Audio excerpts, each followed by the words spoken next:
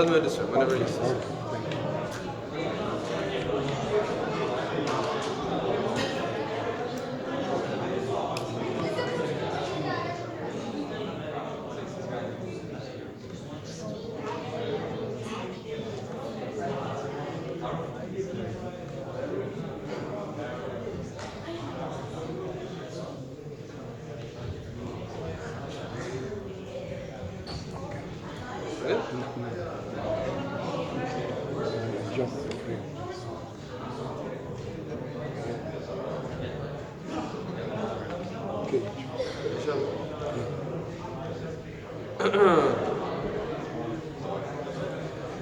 أعوذ بالله من الشيطان الرجيم بسم الله الرحمن الرحيم واعبدوا الله ولا تشركوا به شيئا وبالوالدين إحسانا وبذي القربى واليتامى والمساكين والجار ذي القربى والجار الجنب والصاحب بالجنب وابن السبيل وما ملكت أيمانكم إن الله لا يحب من كان مختالا فخورا الذين يبخلون ويأمرون الناس بالبخل ويكتمون ما آتاهم الله من فضله وأعتدنا للكافرين عذابا مهينا والذين ينفقون أموالهم رئاء الناس ولا يؤمنون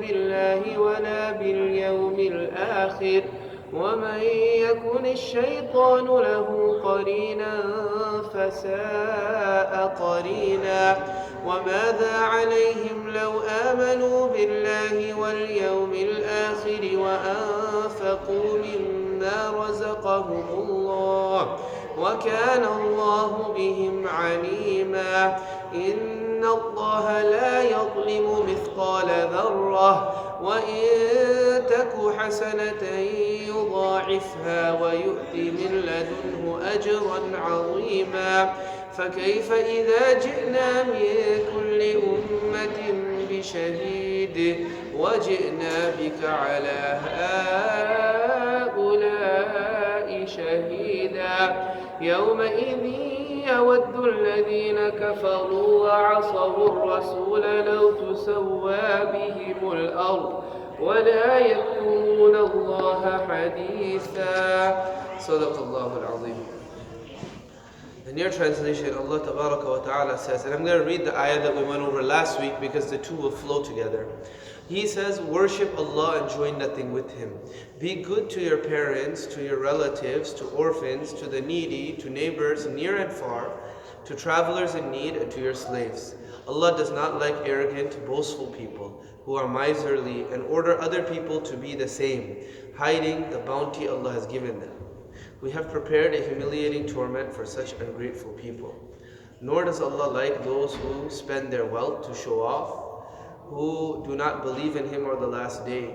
Whoever has shaitan as his companion has an evil companion. What harm would it do them to believe in Allah and the last day and give charitably from the sustenance Allah has given them? Allah knows them well. He does not wrong anyone as much as the weight of a speck of dust. He doubles any good deed or multiplies any good deed and gives a tremendous reward of His own. What will they do when we bring a witness from each community with you as a witness against the people? On that day, those who disbelieved and disobeyed the Prophet will wish that the earth could swallow them up. They will not be able to hide anything from Allah. So this is Surah An-Nisa. Last week, we discussed 10 categories of people whom Allah subhanahu, or 10 categories, because Allah subhanahu wa ta'ala is there as well, so we're not going to say people, but 10 categories who have rights upon us. Allah subhanahu wa ta'ala, He spoke about specific rights at the beginning of the surah that belong to disenfranchised people in the society. For example, orphans and women, or people who there's a high possibility to take advantage of. Now Allah subhanahu wa ta'ala is saying, but there's general rights that need to be given to different people. So this ayah is very comprehensive. Allah subhanahu wa ta'ala says, number one, worship Allah subhanahu wa ta'ala and don't associate any partners with Him. Right? Worshipping Allah subhanahu wa ta'ala, we think that's easy. There's two types of shirk though. There's a shirk like the ones who do puja to idols and stuff. That's one shirk. There's also the modern day shirk that's described in Surah Al-Kahf, in which Allah subhanahu wa ta'ala, He explains to us in Surah Al-Kahf that there's a group of people who they might say nominally that they believe in Allah subhanahu wa ta'ala, but what they do is they ascribe cause and effect such a high status that they say that this takes the place of Allah subhanahu wa ta'ala. I do this, definitely I will get this. Right? I did this, therefore I will get this. And if things don't work out the way that they think it should, they become upset, they become confused, they begin to question Allah subhanahu wa ta'ala. Right? And this is the story of the two people of the gardens in Surah Al-Kahf. Allah subhanahu wa ta'ala speaks about it, that the one man, he planned so much and he had so much. He said, I have all of this, why? Because of my planning. Allah subhanahu wa ta'ala has caused it to happen. And I don't think the time will ever come when all of this will go wrong, but even if it does, then I'll end up even better than I am before because of my planning. And his friend said to him, why are you talking like this? Allah subhanahu wa ta'ala, He teaches us three things to save ourselves from the shirk. And it's worth mentioning. Number one, he said to his friend that how do you associate partners with Allah when Allah khalaqaka min turabin thumma min nutfatin thumma sawwaka rajula. Allah created you from dirt and then sperm and then made you a man. So number one, we can never forget where we came from. Right? If a person in this day and age, if you want to save yourself from shirk in associating partners, meaning associating causes along with Allah, sure, we have to use the causes, employ whatever means that we have, but don't think that they in and of themselves guarantee anything. It's Allah's fault, right? It's Allah subhanahu wa ta'ala's command. Remember where you came from. Don't ever think that I've done all of this, now I'm too good for this or that. Nobody is ever too good to put their head on the ground in front of Allah subhanahu wa ta'ala. Nobody is ever too good to forget where they came from. Have you ever heard of Ayas, the servant of Sultan Mahmud Ghaznavi? So he was very close to Sultan Mahmud Ghaznavi. He was one of the first Muslim kings in India. And he had this servant who was very wise. So this Ayas, this servant of his, was very wise. People were jealous of him because he was close to the king. When you see somebody who's like close to an important person, people, they become jealous. They begin to say things like, oh, this is chamcha and this and that. They say these types of things. They become jealous. So for Ayaz, they said, why does the king like him so much? He's simple, he's not smart, he's not educated. So then they were trying to find some dirt on Ayaz. So they noticed in his room he had like a cabinet, and it was locked. And he would never open it in front of anybody, and he would guard this key very, very tightly. So that people began to spread rumors that Ayaz, he secretly steals from Sultan, and he puts things in this closet, and that's where he stores it. So Sultan Mahmud said, no, Ayaz can't be like this. The people kept telling him, say, okay, I'll show you how Ayaz is. So they went to Ayaz's room, and he told Ayaz, open the cabinet. Ayaz said, no, I won't. He said, you have to, this is my command. Eventually they forced him. So opened the cabinet, and what was inside of there? Gold, silver, diamonds? Nothing like that. There were rags, 2 rags. He said, what is this? He said that these were the rags that I was wearing when I first came to your palace and when I first met you. And so now I'm so respected in this kingdom. So now every day, before I go to sleep, when I'm alone in my room, I put these rags back on and I look in the mirror and I say, Ayaz, this is where you came from. This is where you came from, and this is all what the Sultan gave you. Yeah, you should say that Allah gave it to him, but you can learn a lesson from there, right? Don't forget your origins. Don't forget where you came from. Number 2, what a person has to do is realize that at any moment it could all go away. In the story of the 2 gardens, the person says that it could be that a wind comes and affects your garden, right? And ruins all of your life's work. We have to realize in any one moment, whatever we have, Allah can take it away whenever He wants.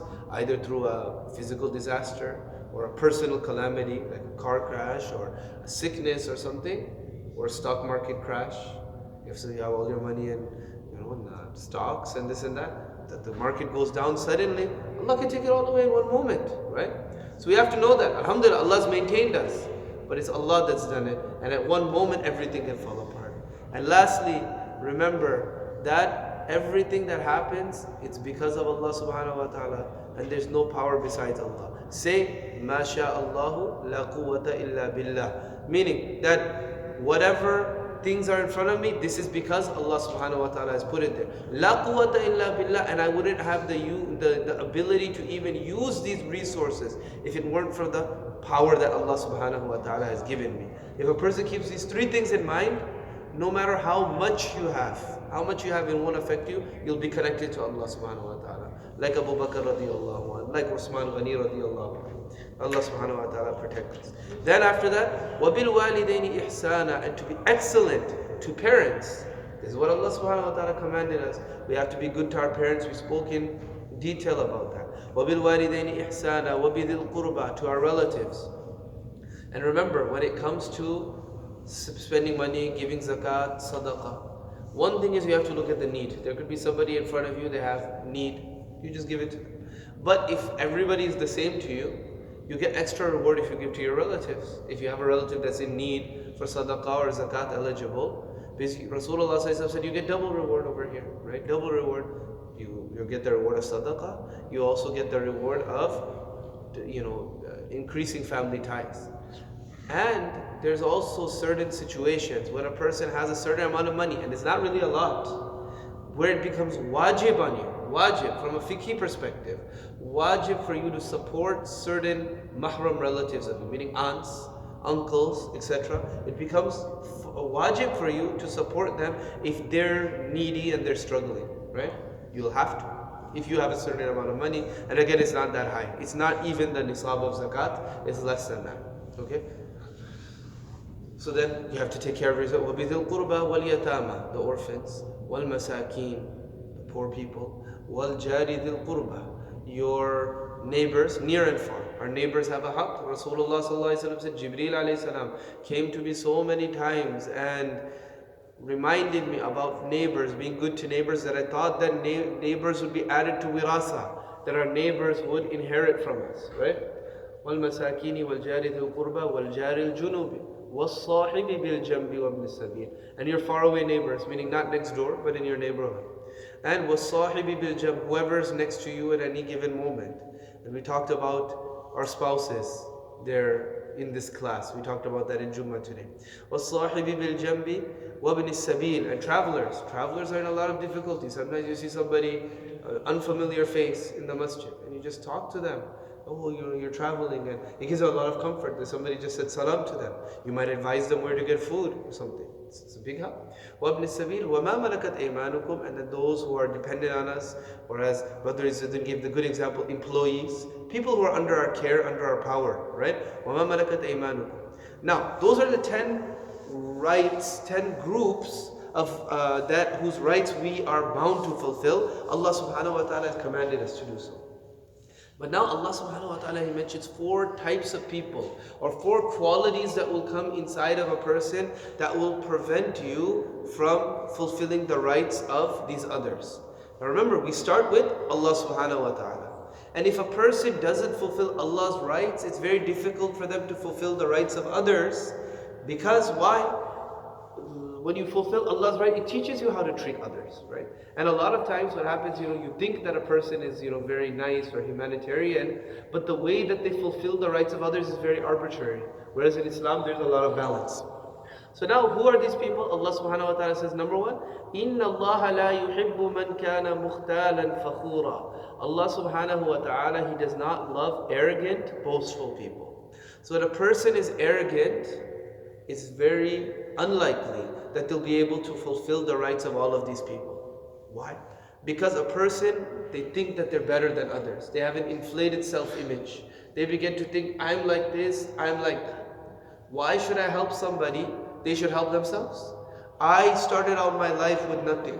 I came to this country with $100 in my pocket and nothing else. And I worked 2 jobs and 3 jobs and lived with 15 roommates in a 2-bedroom apartment. I did all of this and I made it. Why should I help anybody else? People, they need to work harder. If they'll have what I have, if they work as hard as me, if they're as intelligent as me. When a person has arrogance, why are you going to look after other people? This arrogance will lead to people also sometimes questioning Allah subhanahu wa ta'ala. When things don't go their way, they fall into that modern day shirk. Or they begin to say, they have arrogance in regard to ulama, people who know more about deen than them. So then they begin to question the deen as well. No, this doesn't make logical sense to me. Therefore, I won't follow this law. I won't follow that. And I'll just go on like a little side tangent over here. And sometimes people, they might take this in a bad way, but it's not meant to be bad at all. When it comes to questioning deen, right?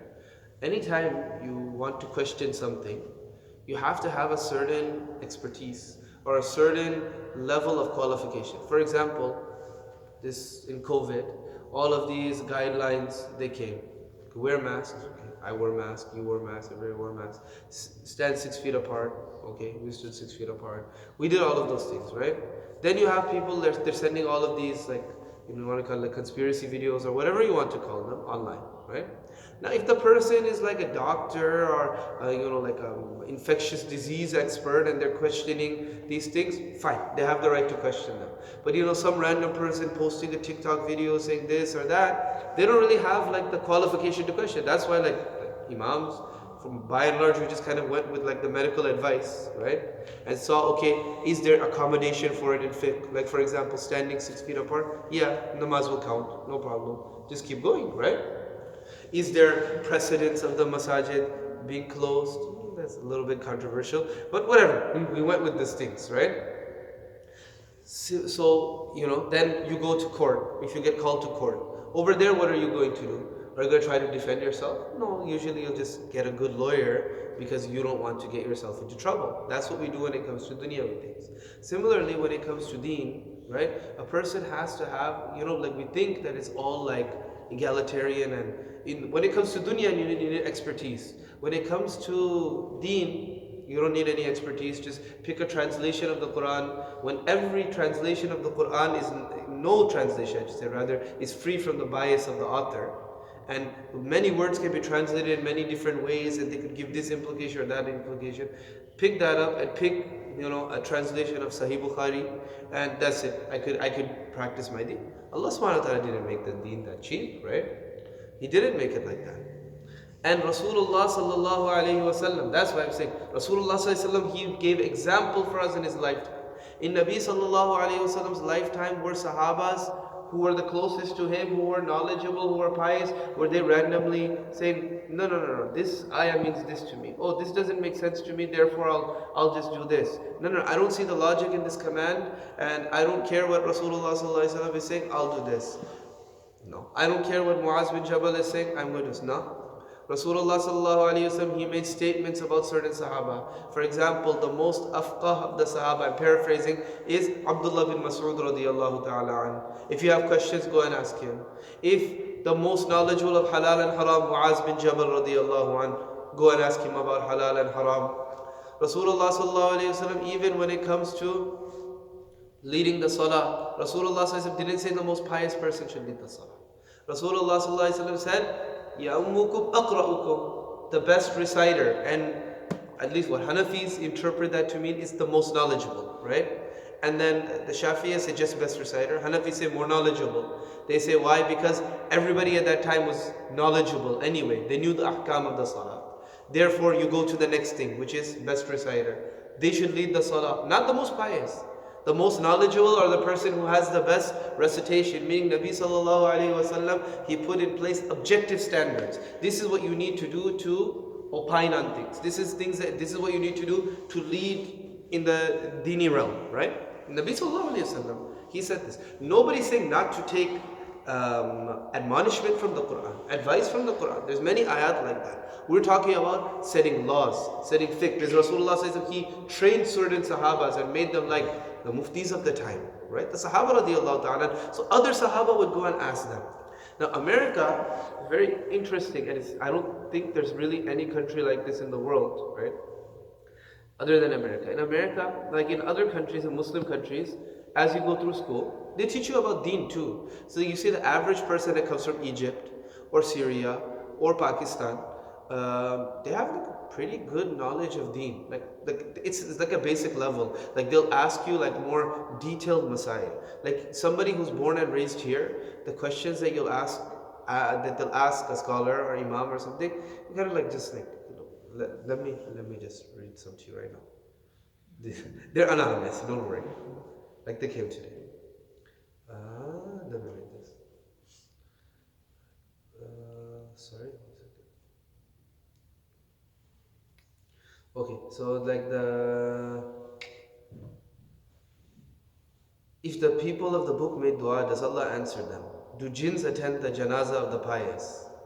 Like stuff like this, like just like like random questions. Whereas like somebody who's like from a different, like grew up in an Islamic society may ask something like, after you say the fourth takbir in janazah, do you drop your hands or not before the salam?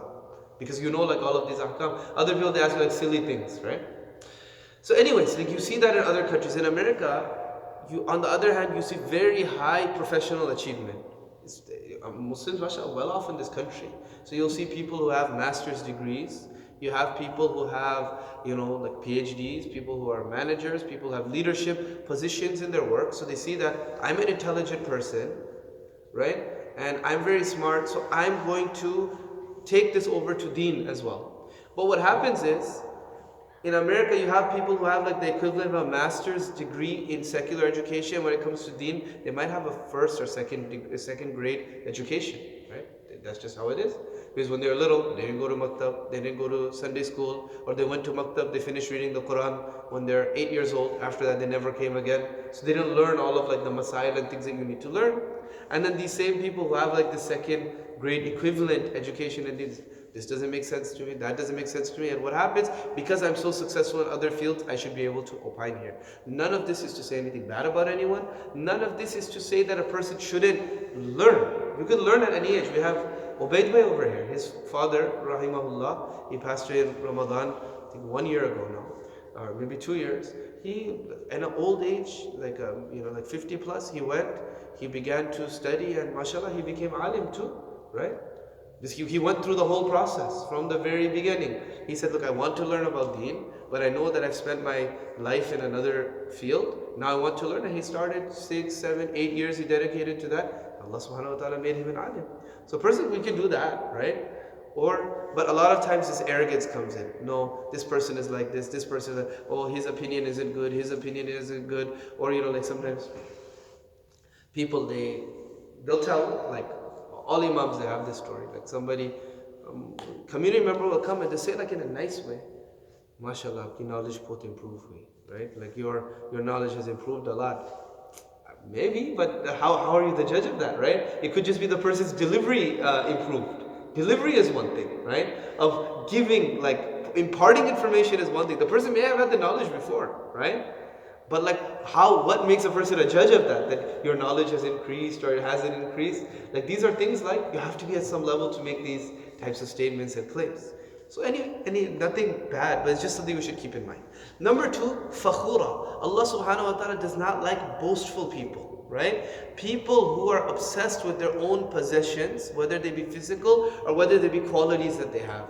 A person begins to think, I'm so generous. A person begins to think, I'm so intelligent. And they always speak about this. They begin to boast. These two things together, these two qualities, arrogance and boastfulness. One is like, okay, a person keeps it to themselves. I'm good. I know I'm good. I don't have to tell anybody, but I'm good. Another thing is you begin to tell everybody how good you are too, how great you are too, right? These two qualities Allah hates. 3-4 times in the Quran, Allah subhanahu wa ta'ala brings them together. Wallahu la yuhibbu kulla mukhtalin fakhur, and other place, Surah Hadid, and maybe some other place. Any other place? Mukhtalun fakhur, mukhtalan fakhura over here. Wallahu la yuhibbu. Allah hates this combination, right? Wallahu la yuhibbu kulla mukhtalin fakhur. When a person is arrogant and when a person is boastful. Why? Because Allah is the greatest. When a person begins to think that they're great, they're forgetting their situation and their level with Allah subhanahu wa ta'ala. And when a person boasts, again, what are we? One time somebody came to Malik bin Dinar. We know Malik bin Dinar, right? Do you know who Malik bin Dinar is? Shahud? Huh? Muhaddis. Yeah, Muhaddis. But how did he start his life, Malik bin Dinar? Does anybody know? No, he was Fudayl bin Iyad. This Malik bin Dinar, he was a policeman. He was a policeman, and he was a mashallah good person, right? But like he was good. But then what happened is he had a calamity came in his life, and that was his daughter died. Every father, they love their daughter, right? You love a daughter more differently than you love your son. Like just alhamdulillah, like in my kids, the second was a daughter. Every child after that, I'm hoping daughter, daughter, daughter, it's just sons, right? So somebody, they came today after Jummah, and they said that, I have something for you. I said, what, you had a kid? Yeah, I had two. There's twins. So he gives like two daughters. I said, mashallah, you're lucky. Allah subhanahu wa ta'ala gave you two daughters. And this name, in Rasulullah's time, there's a side note. What was the most two common names? Do you know what are the most common names in Rasulullah's time? Amongst women. What were they? Fatima was one. Zainab. Yeah, these are two most common names in Rasulullah's time. Fatima and Zainab in women. Doesn't Nabi Sallallahu Alaihi Wasallam had two wives named Zainab, and he had a daughter named Zainab as well. And what does Zainab mean? Zainab is there was a statement, just a mudaf ilayh, Zainu abin, right? The father's beautification, the thing that beautifies the father's beauty, Zainu abin, right? And it just became Zainab. So every father, they love their daughter. So his daughter happened to pass away when he was young, when she was young. So this crushed him. So he began to turn to alcohol. He's a Muslim. He began to turn to alcohol. So he's drinking alcohol and here and there. And one night he goes out and he's thinking, I'm going to buy alcohol. So he takes his money and he happens to see the paper, and he looks at the paper, has Allah's name on there. But this is, one thing people here, they don't have like this adab and ihtiram. They think it's okay, like put the Quran on the floor and walk away, put the Quran on a chair and walk away. Like you might notice when we came in, I gave you these two books, you put them on the chair. I went and picked them up and put them on top of the backpack, right? So this, people say, how about that here? But the Sahaba, the people say, well, when did Rasulullah do this? He didn't, right? But the Sahaba radiallahu, like Abdullah bin Umar radiallahu anhuma, when the Mus'haf was compiled, he used to pick up the Mus'haf and he would kiss it and he would say that Haza kalamullah, this is the word of Allah subhanahu wa ta'ala. So you have to show honor. He said Allah's name on the floor. He said no. How can this be? So he took the money that he had and he went and he purchased perfume. And he took this paper with Allah's name, he put perfume on it and he put it in a high place in his house. That money he was going to spend on for alcohol, he spent it on this perfume. He fell asleep. That night happened to be the 15th night of Sha'ban, Shab-e Barat as we say, or Laylatul Bara'ah. Nowadays again, people, they're trying to say bid'ah. Sheikh Albani, rahimahullah, who is so strict about everything, he says that you cannot, there's so many ahadith about this night that is mutawatir that you can't deny there's some fadila on this night. Yes, to do this or to do that specific thing, yeah, you could say that to specify any deed, that's bid'at. But to say that there's no virtue to this night, there's so many riwayat and ahadith. Sheikh Albani, he says you can't say anything. And Sheikh Albani like strict, right? Everything is dhaif. He said this is mutawatir, right? So anyways, so this is the night of Shab-e Barat, Laylatul Bara, 15th night of Sha'ban. In his dream, he falls asleep, he sees it's the day of judgment, right? It's the day of judgment. And he has to go to Jahannam. He's sentenced to Jahannam. So he begins to run and he sees an old man. He tells the old man, help me. The old man said, I can't help you, but go over there might be somebody by that hill who may help you. So he ran over there and he found his daughter over there. So his daughter grabbed his hand and said, Baba, what are you doing? And then he told the angel, this is my father, he's a nice person. And she said, what are you doing with your life? He said, that old man, that's your deeds. He's very weak, he can't do anything, he can't help you, right? He can't help you, all he could do is indicate you go somewhere else, right? And then she showed him around, different places. Then she recited an ayah. She said, look, we learn Quran here too. And she recited the ayah of Quran, أَلَمْ يَأْنِ لِلَّذِينَ آمَنُوا أَن تَخْشَعَ قُلُوبُهُمْ لِذِكْرِ اللَّهِ وَمَا نَزَلَ مِنَ الْحَقِّ. Hasn't the time come for the hearts to become humble in front of Allah subhanahu wa ta'ala and to submit to the truth and to that which has descended with the truth? This was the same, Nizar Bhai, you were saying that Fudail bin Iyad, this is the same ayah he heard that changed his life. And this changed Abdullah bin Mubarak's life too. And this changed Malik bin Dinar's life too. So then he made tawbah and he changes and became muhaddis. But now we're coming back to when a person, when they're boastful, when their self-reality when it's delusional. Somebody was strutting around and they said something to them, do you know who I am? Malik bin Dinar said, yeah, I know who you are. You started out as a piece of sperm, as something so dirty that if it got on your father or mother's clothing, they'd wash it off. And your end is going to be dirt that's full of bugs. And in between, you have all of this najasa that you're carrying around with you. That's what he said.